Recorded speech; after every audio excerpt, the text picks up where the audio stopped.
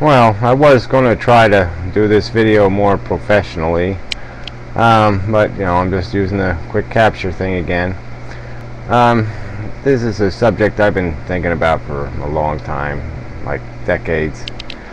I'm basically of the opinion that there's a real problem that no one's paying any attention to, and the problem is technology and human individuality are not compatible. I mean, technological progress anyway. That there's a point where individuals can't be allowed to have free use of certain technology, because that technology can be applied in ways that could hurt or harm thousands, hundreds of thousands, millions, maybe everybody on the planet, who knows. Examples would be the hurricane thing kind of demonstrated that all you have to do is knock out a dike somewhere, and Katrina, in Louisiana, I mean, it's a dike. It wasn't about a hurricane, it was about a dike failing. And so humans with malicious intent could certainly engineer such a failure, and it wouldn't create you don't need a huge amount of technology to do it. And so it's for people to have a personal musket, but if you have a Blu-ray laser or something, and you're a little bit of technical know-how, you could turn this thing into a very destructive weapon against other people. So anyway, there is a point, like I said, where we have this technology, we have this stuff in our environment, and there's a point where it creates such a vulnerability, because all you need is one crazy person. And so there's been a lot of talk, because of current events with the amazing atheist, going on a crusade against these Satanists and Hitler worshippers, and the whole Columbine thing and the rest of it. And so there are these individuals who really have no apprehension about if they're going to die, they're miserable and unhappy, and they just figure they're going to take out as many people as they can. And so to better illustrate this, I mean, the thing that really got me thinking about this years ago was the fact that all these science fiction movies always create this future that I couldn't imagine being practical. I mean, take Star Wars for example. I mean, one of these light cruisers, I mean, all you need is one person with one of these spaceships. They have basically more than a nuclear power plant on board. I mean, who knows what kind of technology it would take to travel at light speed.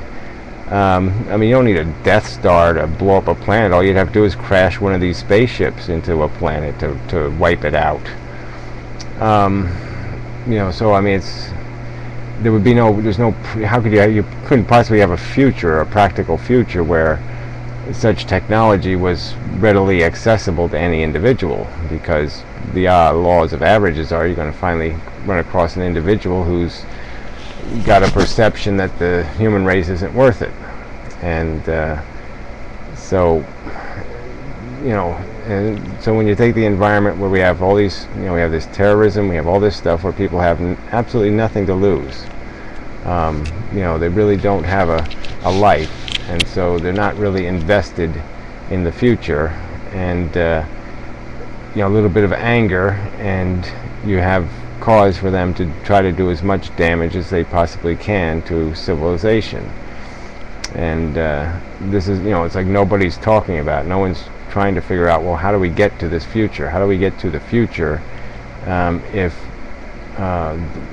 we can't allow individuals to be flawed, and we can't allow individuals to have access to any technology that could be applied for a negative purpose. And especially when you think about the whole nuclear thing, I mean, there's not going to be fewer people on Earth understanding the technology in the future. There's going to be more people, and sooner or later somebody's going to be able to make some kind of bomb, and it doesn't even have to be a great bomb, but some kind. And you could imagine if they smuggled it onto a cargo ship in New York Harbor or whatever. They could make a cell phone call, and 8 million people could be dead. And so it's a real threat. And and like I said, you don't see anything in science fiction that demonstrates any kind of positive future that has any practical meaning. There's movies that, like The Postman, that show a bleak, burnt out civilization, and that seems, I can't find a plot flaw in that, in the sense that I could see where you can't wipe out every human society, but you could create enough chaos and enough brokenness in the function of society that there's 9 out of 10 people are dead, and all the infrastructure is eliminated, and we're going back to some kind of 17th or 16th century life, with maybe a few bits of technology still around that people are using. It's kind of like the those Mel Gibson movies from the 70s or whatever. So that's another example of but it's a bleak future. It's not a nice place. I mean, it's going to be this Darwinian survival of the fittest kind of world where the malicious and evil and corrupt and conscienceless,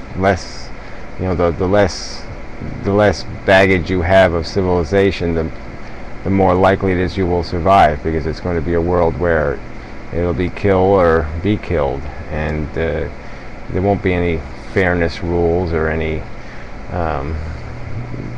anything to discipline against that harsh reality.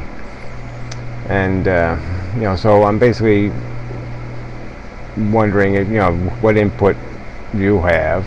I know I don't have that many subscribers, not that many people watch, but how do you reconcile this problem, and how do you think we are going to get from here to 100 years from now, or 200 years from now, or 500 years from now? How is intelligence and civilization going to survive this trap, short of creating some sort of 1984